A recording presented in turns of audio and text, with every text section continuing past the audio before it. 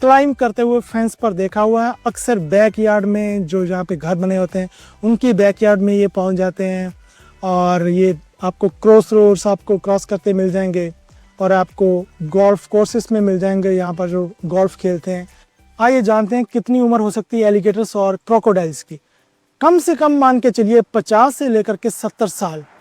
किसी rare cases में ये 70 साल से ऊपर तक भी जी जाते हैं।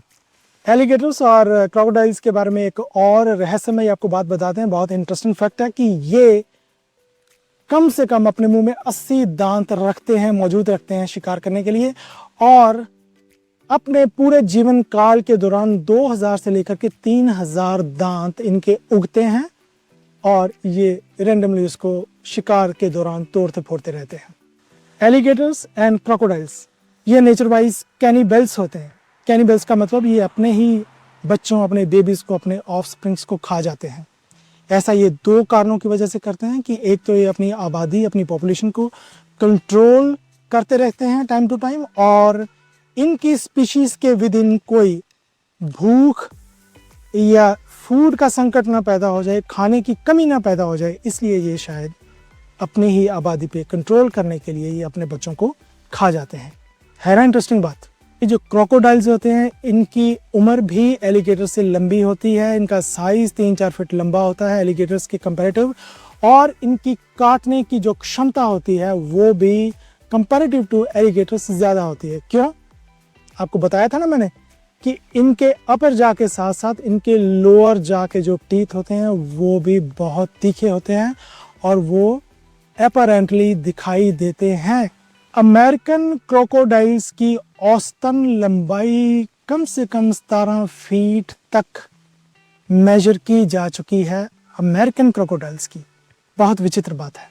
क्रोकोडाइल जो होते हैं वो लाइट ग्रीन, लाइट ग्रे और ब्राउन कलर के होते हैं। एलिगेटर्स जो होते हैं वो ब्लैक और डार्क ग्रीन कलर के होते हैं। आइए नज़र डालते हैं मेरी तरफ से रिकॉर्ड किए हुए कुछ वीडियो क्लिप्स पर, जो मेरे घर के बिल्कुल पास पाए जाने वाले एक पॉन्ड के इर्द गिर्द दिखाई दिए गए छोटे बड़े एलिगेटर्स एंड क्रोकोडाइल्स को दर्शाते हैं।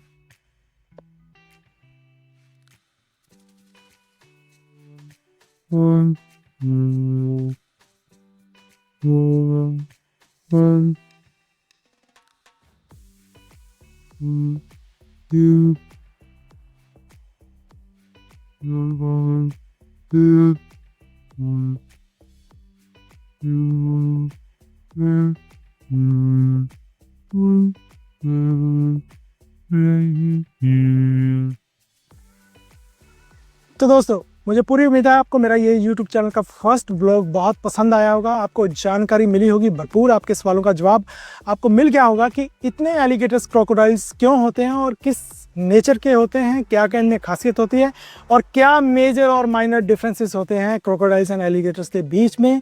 आपको मेरा ये फर्स्ट व्लॉग कैसा लगा, प्लीज़ आप मुझे फीडबैक दीजिएगा और मेरे चैनल को सब्सक्राइब करना मत भूलिएगा।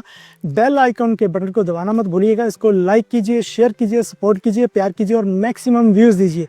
इसी वायदे, इस प्रॉमिस के साथ कि इसी यूट्यूब चैनल की अगली वीडियो में मैं आपको एक और बेहतरीन किस्म की जानकारी दूंगा, एक बेहतरीन जगह पर आपको घुमाने ले जाऊँगा। तब तक आप कीजिए इंतज़ार और मुझे दीजिए ढेर सारा प्यार।